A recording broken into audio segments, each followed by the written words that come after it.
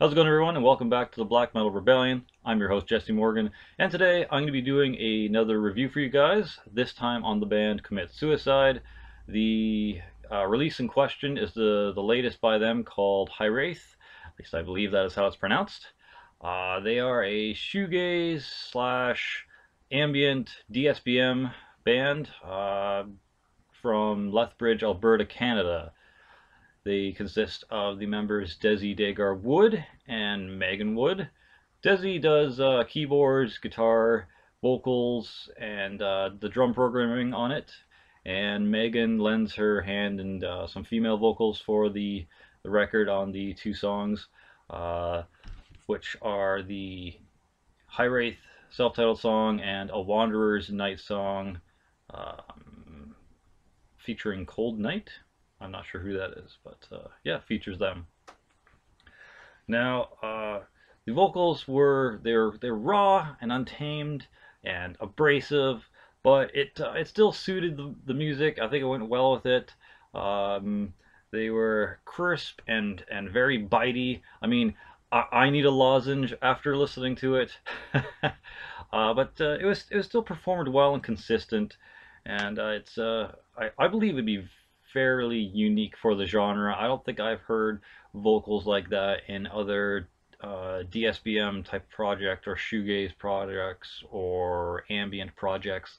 So kudos to Desi for that style and putting it in there. The female vocals, they're also done really well. Very calm, soothing, maybe slightly operatic, but it definitely added to the ambience and the overall feel to like just every track. So I mean, both tracks. But the thing is, those tracks, they're anywhere from 12 to 16 minutes long, so it feels like more than one track. So if I say, all those tracks, you'll know what I mean. But yes, good stuff. I loved both the vocal parts, very good. The guitars, they're about mid in the mix, about the same level as the keys that were in there, so not bad. You can still hear them really well. There's a good amount of dissonant riffs and some tremolos in there. Some calming single note plucked chords. There was also some rhythmic clean chords in there as well. The guitars were layered here and there occasionally to kind of just go over top of one another and create that kind of ambience and that atmosphere and whatnot. They were simple overall, but they're done very effective, I believe, and it helped the mood of the piece, and it just fit in so so perfectly. And yeah, definitely really good job there with the guitars. I don't feel they needed to be over technical. I didn't feel they needed to be like grandiose and all over the place with like crazy, riffarama style things. It sat there and did its job and made the ambience and the feeling really come to life. So good job on the guitars. Um, for the bass, I don't believe there was any in there, and I had trouble picking out any low end when I was listening to it. If it is included, once again, it was either probably mixed really low or just very subtly in there, so I can't really say too much about it. The keys, though, they were very soothing. They were utilized well. The keyboards were also not like overly complicated or crazy or grandiose. Uh, they complemented the atmosphere and basically just generally improved the overall ambience of the entire thing. So I really enjoyed it. At points they were actually used as if they were almost like another voice being presented within the tracks too. So very neat.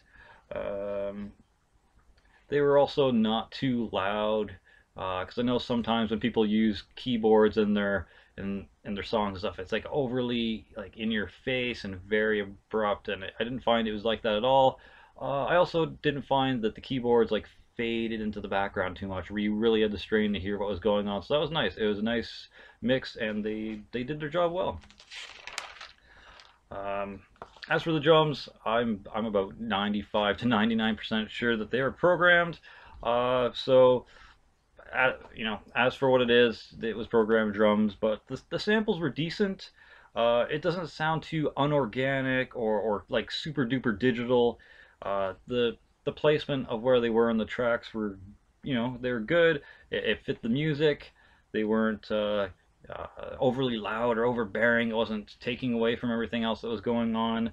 The the only thing that I might complain about, if it is even really a complaint, is that the snare at certain points could have been a little louder, and maybe just a little bit less tinny sounding.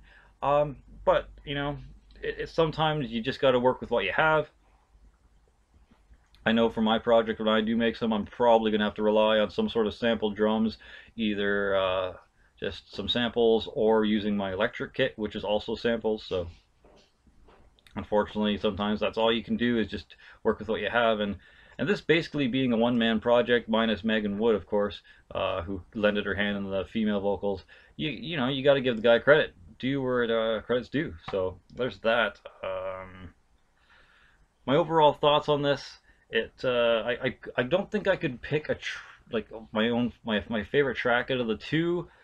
I think both had equally enjoyable parts and segments about them. They're very unique.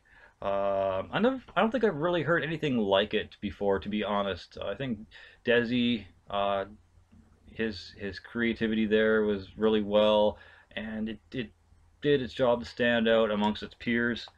The I mean, it's not my usual cup of tea. I'll tell you that. Like ambient or shoegaze or like kind of stuff like that isn't really what I go and you know put on every single day. But this it was good, and I'm glad I have a copy myself.